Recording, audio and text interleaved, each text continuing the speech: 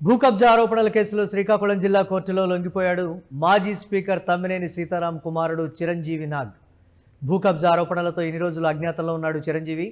4 కోట్ల రూపాయల విలువైన భూమిని అక్రమ రిజిస్ట్రేషన్ చేయించుకున్నట్లు చిరంజీవి నాగ్పై ఆరోపణలున్నాయి. తాజాగా జిల్లా కోర్టులో హాజరై అనారోగ్యం కారణంగా బెయిల్ ఇవ్వాలని కోరారు నాగ్. జడ్జి బెయిల్ మంజూరు చేయడంతో ఇంటికి వెళ్ళిపోయాడు తమ్మినేని చిరంజీవి. ఈ నెల 10న మళ్లీ కోర్టుకు హాజరు కావాలని కూడా కోర్టు ఆదేశాలు ఇచ్చింది. అయితే శ్రీకాకుళం జిల్లాలో 4 కోట్ల రూపాయల విలువైన భూమి కబ్జా కేసులో మాజీ స్పీకర్ వైఎస్ఆర్సీపీ నేత తమ్మినేని సీతారాం కుమారుడు వెంకట శ్రీరామ చిరంజీవి నాగ్ తాజాగా జిల్లా కోర్టులో స్వచ్ఛందంగా లొంగిపోయారు. ఆయన అనారోగ్య కారణాలను చూపిస్తూ బెయిల్ కోరగా కోర్టు బెయిల్ మంజూరు చేసింది. ఆ తర్వాత ఆయన ఇంటికి వెళ్ళిపోయారు. తదుపరి విచారణ కోసం ఈ నెల 10న మళ్లీ కోర్టులో హాజరు కావాలని ఆదేశాలు జారీ అయ్యాయి.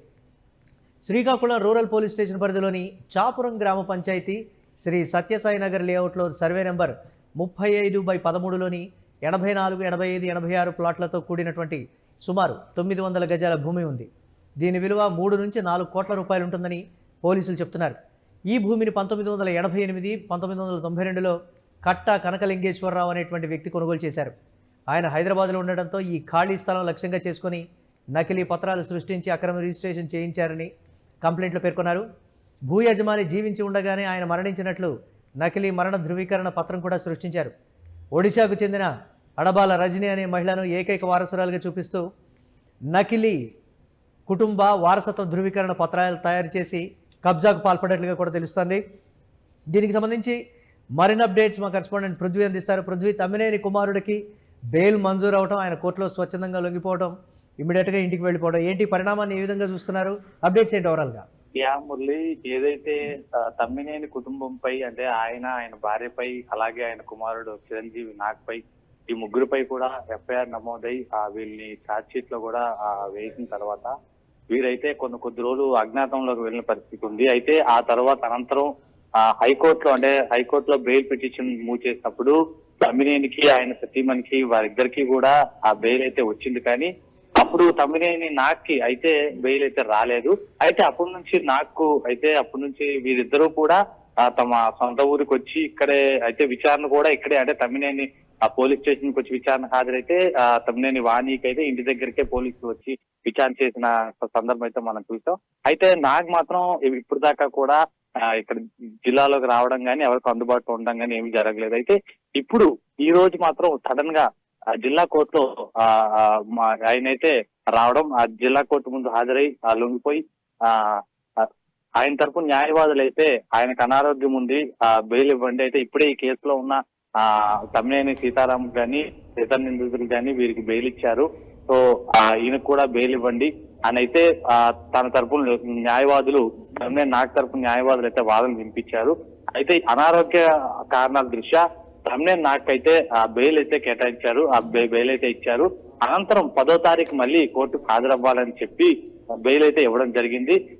బెయిల్ అనంతరం తమ్మినేని నాగ్ ని మనం విజువల్స్ తో చూడొచ్చు. బెయిల్ అనంతరం ఆయన అక్కడి నుంచి అయితే వెళ్ళిపోవడం జరిగింది. మురళి, ఇది ఓవరాల్.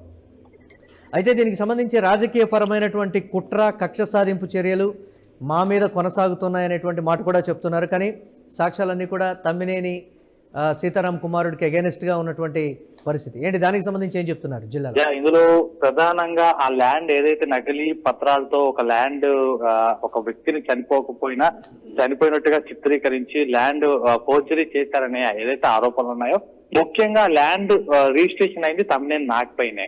సో అందుకంటే మేము ప్రధాన ఆరోపి ఏదైతే ఉందో ప్రధాన ఆరోపణలు ఆయన పైనే ఉండడం అయితే ఉంది.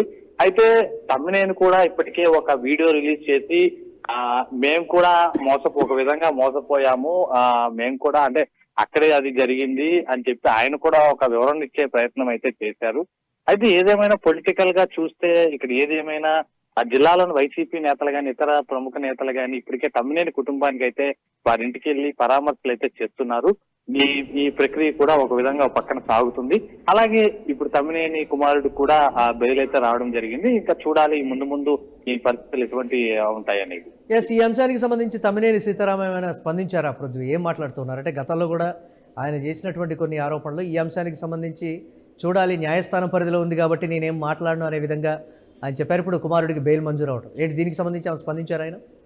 ఇప్పటికీ ఆయన ప్రెస్ మీట్ పెడతారని అయితే కొంత ఊహించాము. అయితే బట్ ఆయన ఒక సెల్ఫీ వీడియోలో మేము కూడా ఇలాగే మోసపోవడం అయితే జరిగిందని చెప్పి ఆయన కూడా ఒక సెల్ఫీ వీడియో అయితే రిలీజ్ చేశారు. కానీ తర్వాత ఎటువంటి మీడియా ముందుకు రావడం కానీ మీడియాకి ఏదన్నా రిలీజ్ చేయడం కానీ ఎటువంటిది లేదని చెప్పుకోవాలి. ఎందుకంటే కోర్టు పరిధిలో ఉండే అంశం కాబట్టి ఆయన కూడా కొంత ఆచితూచి కొంత అంటే ఇప్పుడు ప్రస్తుతానికైతే వరుస అరెస్టు జరుగుతున్న నేపథ్యంలో ఆయన కూడా కొంత సైలెంట్ అయ్యారనేది అయితే తెలుస్తుంది మురళి.